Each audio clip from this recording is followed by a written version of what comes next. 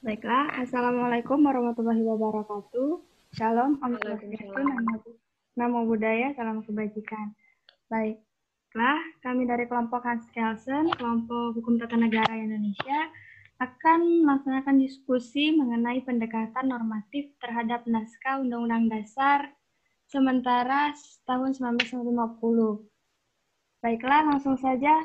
Boleh nih siapa yang mau menyampaikan opininya yang pertama?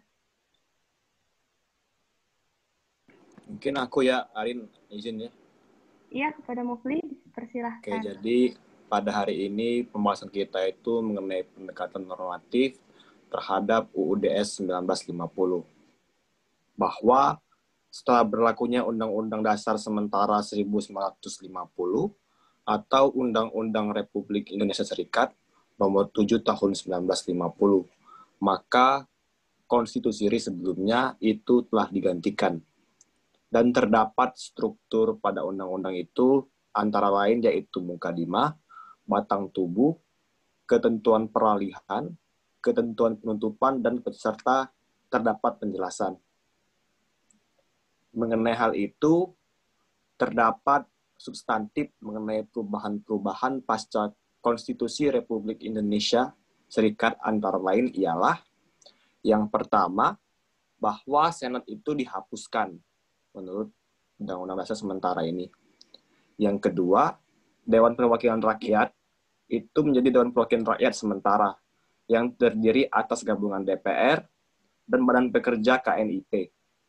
Tiga, Dewan Perwakilan Rakyat sementara bekerjasama dengan KNIP dinamakan sebagai Majelis Perubahan Undang-Undang Dasar yang mempunyai hak untuk mengadakan perubahan-perubahan dalam Undang-Undang Dasar baru.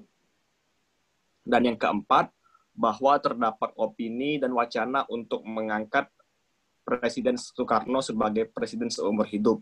Sehingga pada penjelasan undang-undang tersebut dijelaskan bahwa presiden ialah Soekarno.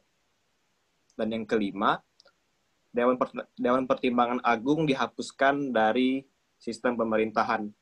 Dan juga dalam undang-undang ini terdapat politik hukum untuk mengakomodir pengakuan kebebasan beragama, yaitu pada pasal 18 dan pasal 43 ayat 2, yang pada kriterianya itu mungkin telah mumpuni pada pasal 18 Universal Declaration on Human Rights atau UDHR.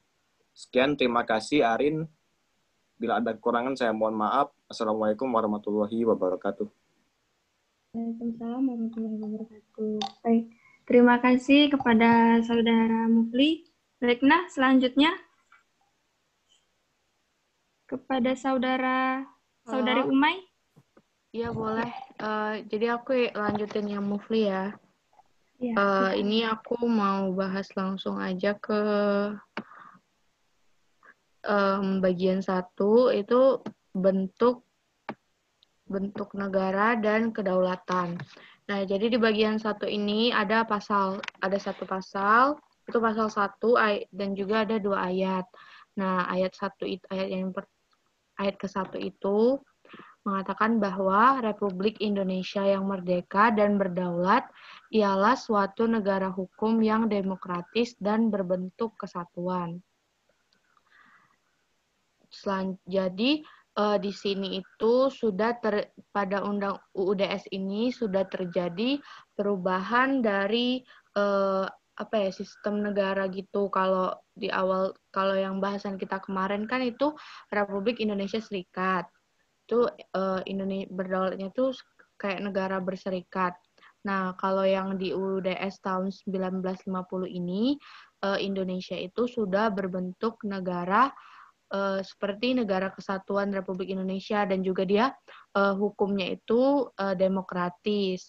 Selanjutnya itu di ayat kedua, itu kedaulatan Republik Indonesia adalah di tangan rakyat dan dilakukan oleh pemerintah bersama-sama dengan Dewan Perwakilan Rakyat. Nah, jadi untuk kedaulatan sendiri, kedaulatan itu adalah kekuasaan tertinggi. Nah, jadi pada UDS ini dijelaskan bahwa kekuasaan tertinggi dari Republik Indonesia itu ada di tangan rakyat dan dilakukan juga bersama-sama dengan pemerintah, dilakukan juga oleh pemerintah yang bersama-sama juga dengan Dewan Perwakilan Rakyat. Mungkin itu saja dari aku, Arin. Boleh dilanjutkan ke teman-teman yang lain yang mau menyampaikan opininya, silakan. Terima kasih kepada Umay.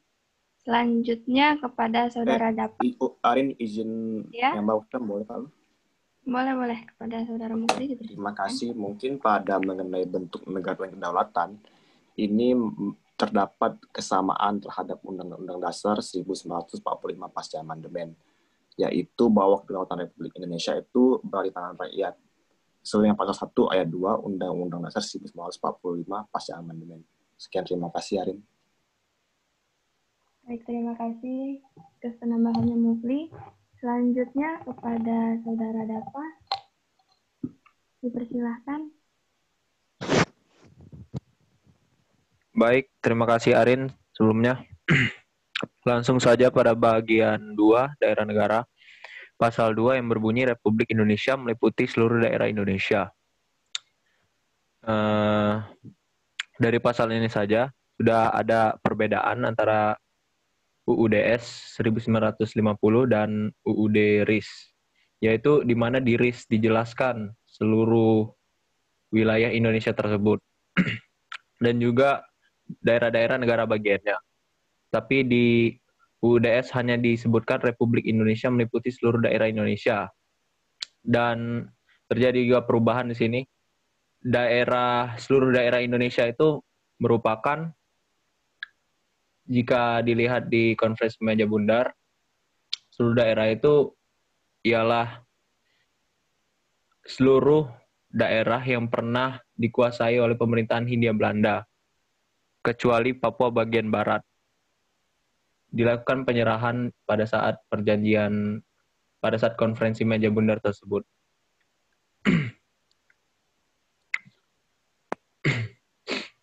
Jadi intinya perubahan yang terjadi di UUDS 1950 ini adalah daerah Republik Indonesia itu mengalami perubahan dari UUD RIS, dari segi wilayahnya sendiri dan juga penjelasan di dalam pasalnya. Sekian Arin, terima kasih. Baik, terima kasih kepada Saudara Dapa. Ya, berarti saya sedikit menambahkan di Undang-Undang Dasar sementara ini sudah wilayah daerah itu sudah mempunyai hampir seluruhnya punya negara Indonesia kecuali Papua bagian barat. Berbeda dengan konstitusi RIS kemarin masih disesuaikan dengan perjanjian Renville. Baiklah, selanjutnya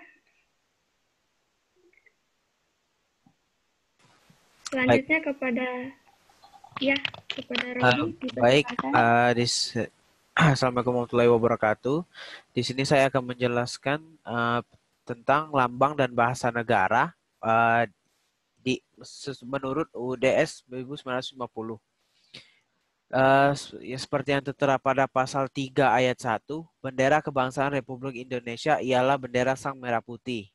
Pasal 3 ayat 2, lagu kebangsaan ialah lagu Indonesia Raya. Dan pada pasal 3 ayat 3, materai dan lambang negara ditetapkan oleh pemerintah. Di sini lambang negaranya tidak disebutkan secara langsung. Dan pada pasal 4, bahasa resmi negara Republik Indonesia ialah bahasa Indonesia. Sekian dari saya, terima kasih. Baik, terima kasih kepada Saudara Rodi. Selanjutnya kepada Saudara Puput. Baik, terima kasih Arin. Mungkin sebelumnya saya akan membacakan dulu isi dari pasal 5 dan pasal 6 tentang kewarganegaraan dan penduduk negara. Pasal 5 ayat 1, kewarganegaraan Republik Indonesia diatur oleh undang-undang. Ayat 2, pewarganegaraan atau naturalisasi dilakukan oleh atau dengan kuasa undang-undang. Undang-undang mengatur akibat-akibat kewarganegaraan terhadap istri orang yang telah diwarganegarakan dan anak-anaknya yang belum dewasa. Pasal 6, penduduk negara ialah mereka yang diam di Indonesia menurut aturan-aturan yang ditetapkan dengan undang-undang.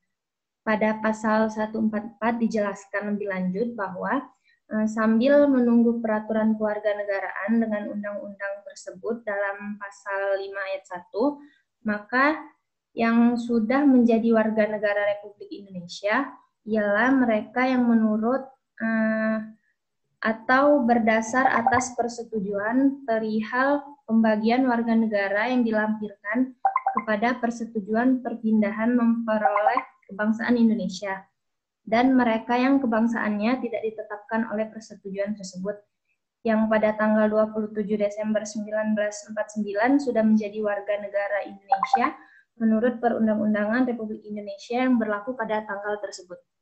Mungkin itu saja. Terima kasih. Baiklah, terima kasih kepada Saudari Puput. Instruksi kepada Umay, boleh share screen-nya diarahkan. Baik. Sip, lanjut. Kita lanjut ke selanjutnya kepada Saudara Abid.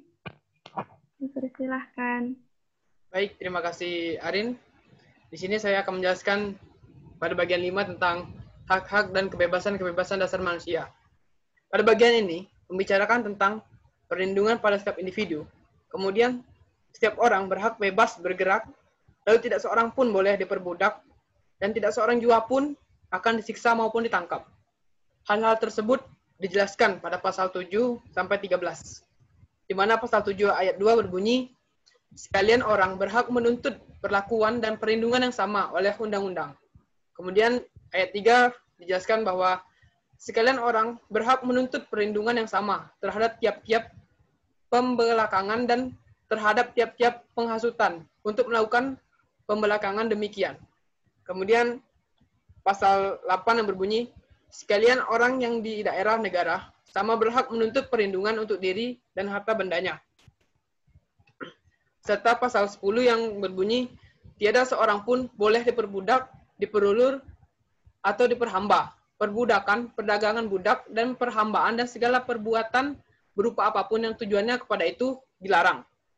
Lalu pada bagian ini dijelaskan pula bahwa kebebasan beragama, berpendapat, dan berdemonstrasi yang diatur oleh undang-undang yang dijelaskan pada pasal 18 hingga pasal 21. Yang dimana pasal 18 yang berbunyi, setiap orang berhak atas kebebasan agama, keinsyafan batin, dan pikiran. Jadi kesimpulannya, Undang-Undang Dasar sementara 1950 tidak memiliki perbedaan yang signifikan dengan Undang-Undang 1945, di mana kedua undang-undang tersebut sama-sama mengedepankan hak-hak dan kebebasan setiap individu. Baik, terima kasih Arin. Saya kira cukup. Saya kembalikan kepada Arin. Bisa menambahkan, Arin? Ya, dipersilahkan. Oke. Untuk mengenai hak asasi manusia dan kebebasan dasar manusia, itu dapat dilihat pada pasal 29, yaitu mengenai hak mendirikan serikat pekerja untuk memperjuangkan kepentingan anggota-anggota.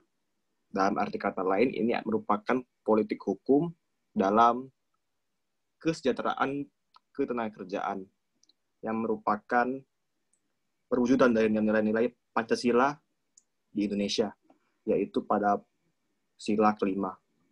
Dan terhadap itu, ada juga yaitu pembatasan mengenai hak-hak, yaitu pelarangan organisasi-organisasi yang bersifat partikelir yang merugikan ekonomi nasional, yaitu pada pasal 37 ayat 3. Cukup, Arin. Terima kasih. Baik, terima kasih kepada Mufli. Selanjutnya kepada Saudara Teja, dipersilahkan. Baik, terima kasih Arin. Saya akan menjelaskan bagian ke-6, yaitu tentang asas-asas dasar, yang mana di UU DS tahun 1950 ini mengatur tentang asas-asas dasar,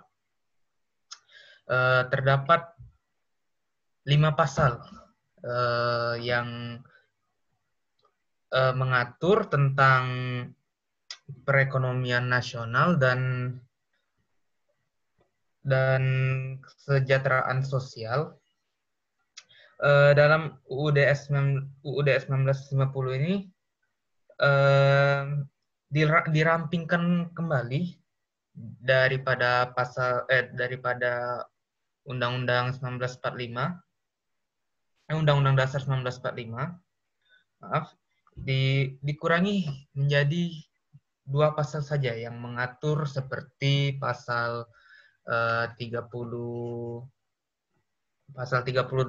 ayat 1 sampai 3 yang bunyinya sama diatur dalam Undang-Undang Dasar 1945 pasal 33 yang berbunyi pasal 33 ayat 1 perekonomian disusun sebagai usaha bersama berdasarkan atas azas kekeluargaan. Ayat 2-nya cabang-cabang produksi yang penting bagi negara dan yang menguasai hajat hidup orang banyak dikuasai oleh negara.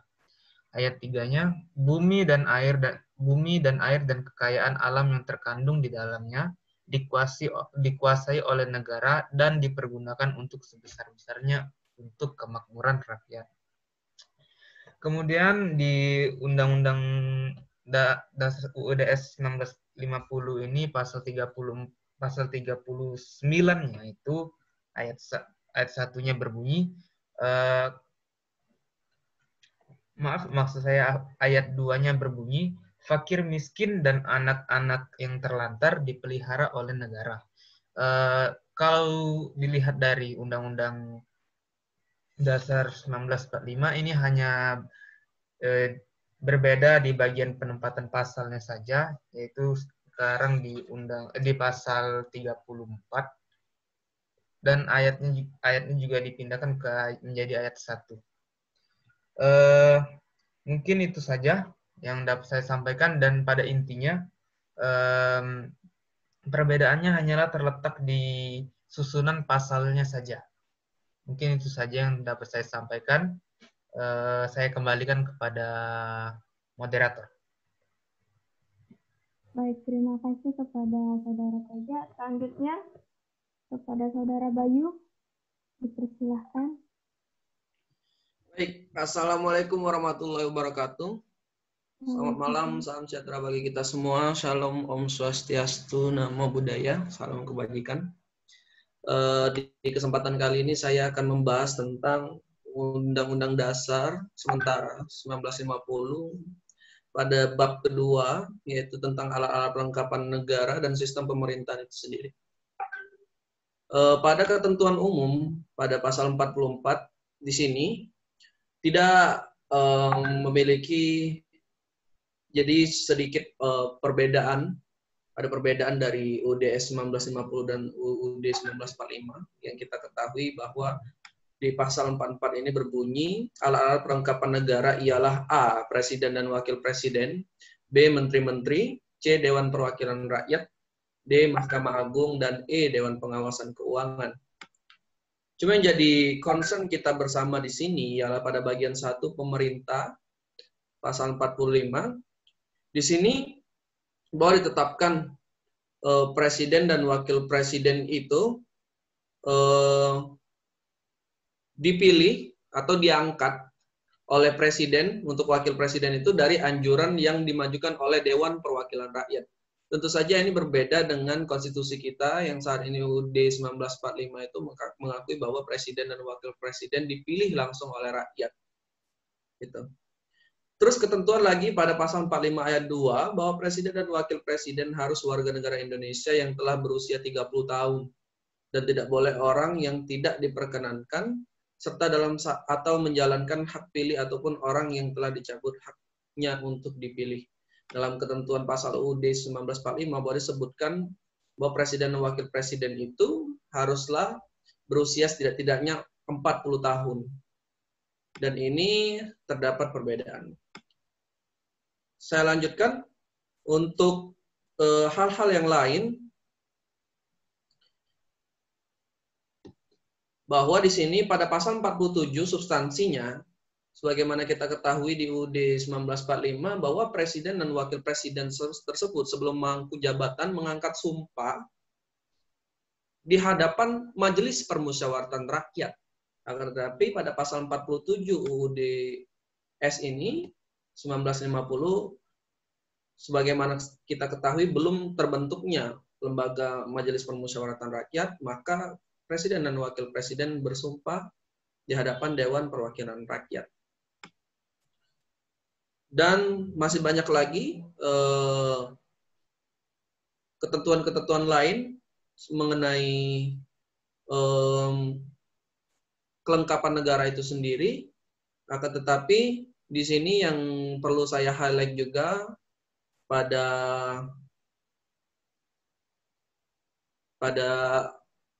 UUD S 1950 terkait alat kelengkapan negara ini, bahwa Dewan Perwakilan Rakyat ini belum berbentuk DPR dan DPD, belum MPR juga belum terbentuk, dan juga DPR dan DPD itu belum ada, DPD-nya belum ada, seperti itu. Dan juga yang perlu saya highlight lagi juga dari UUD 1950 ini, bahwa sebagaimana kita ketahui dalam Konstitusi UUD 1945 tersebut pada bagian yudikatif terdapat Komisi Yudisial, Mahkamah Agung dan Mahkamah Konstitusi. Akan tetapi di Konstitusi UUD 1950 ini bagian lembaga yudikatif hanya mengakui Mahkamah Agung. Hanya lembaga Mahkamah Agung.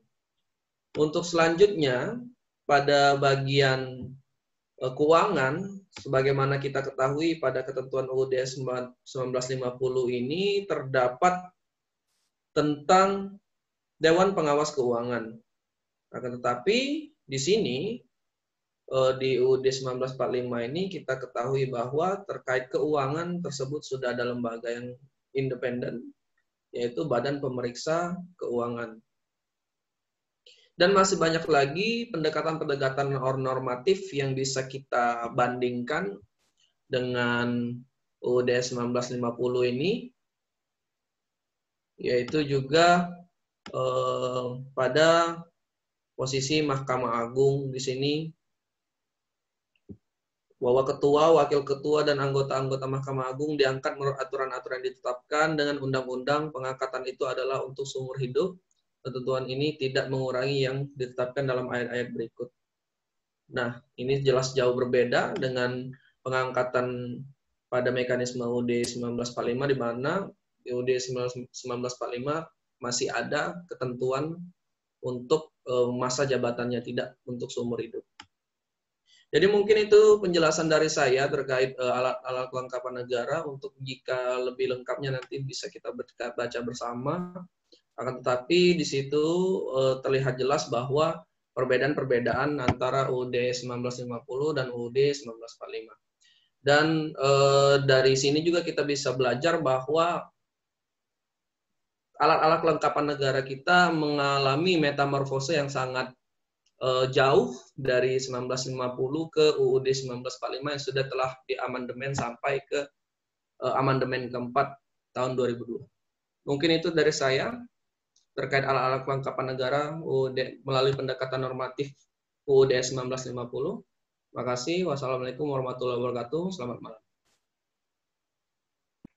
Baik, terima kasih kepada Saudara Bayu. Apakah ada yang ingin menambahkan? Sepertinya cukup. Baiklah, kita akan lanjut kepada Saudara Reza. Saya persilahkan.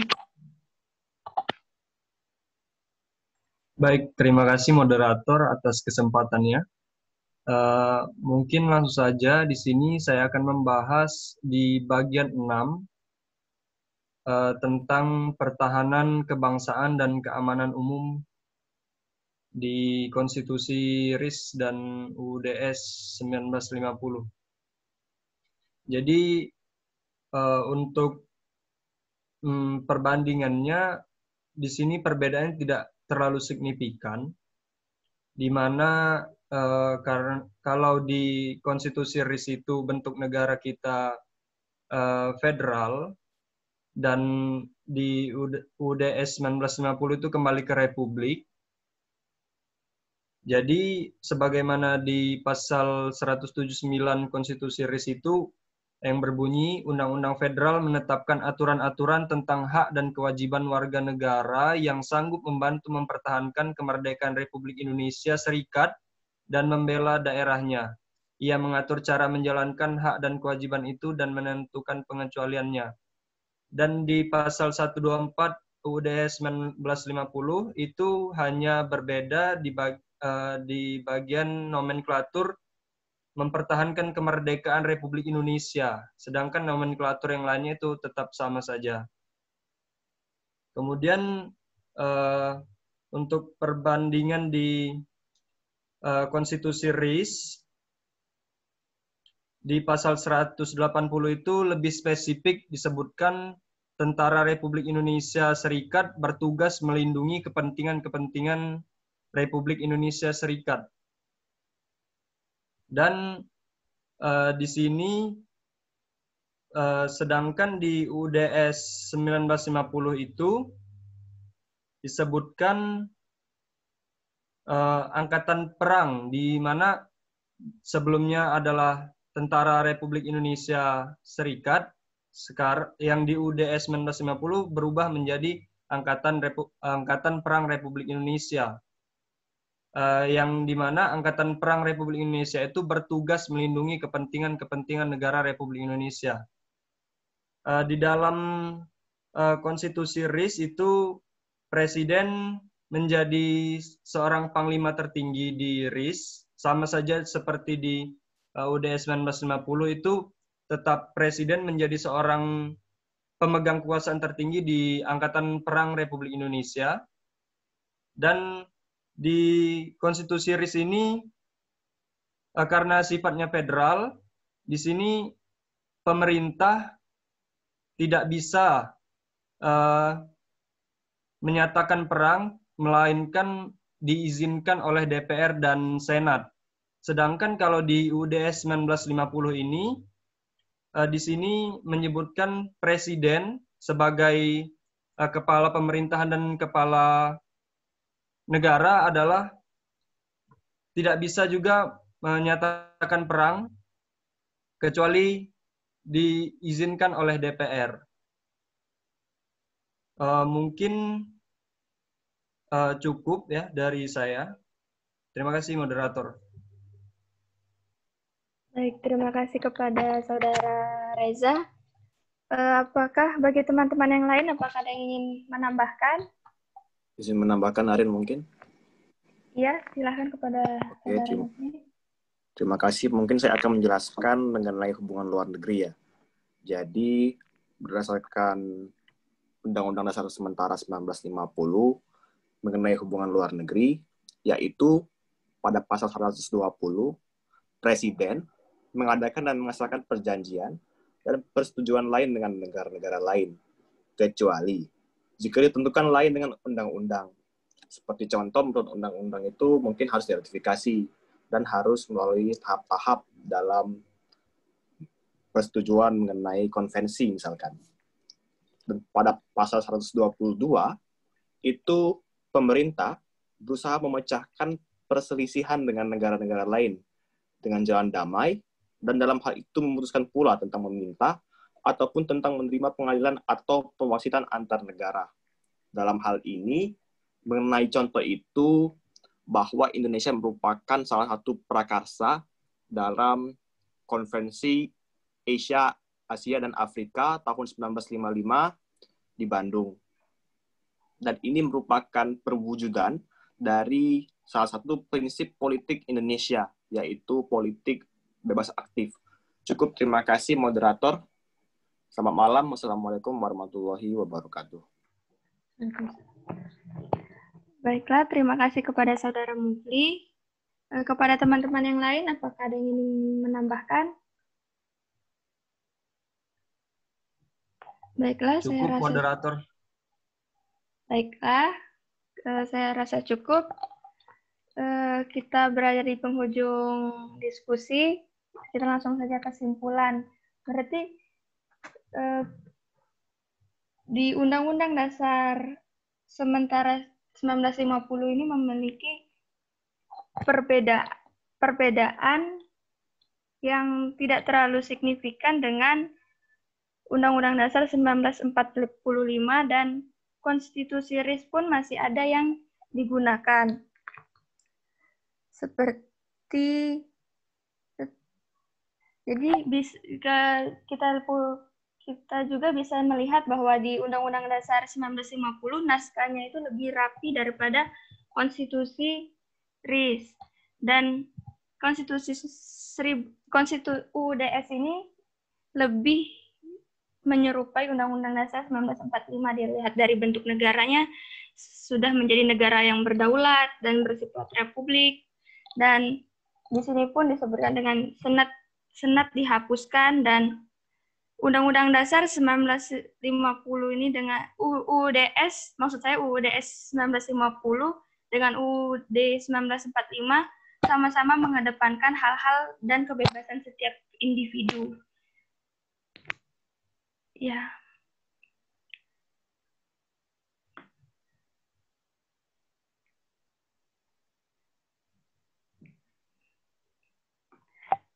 Sekian dari saya. Apa ada yang ingin ditambahkan lagi kepada peserta, kepada teman-teman? Mungkin langsung diakhirkan aja ini, moderator. Ingat waktu. Baiklah. Sekian diskusi pada malam hari ini. Saya Arina Tasya Gusman. Mohon undur diri. Wassalamualaikum warahmatullahi wabarakatuh.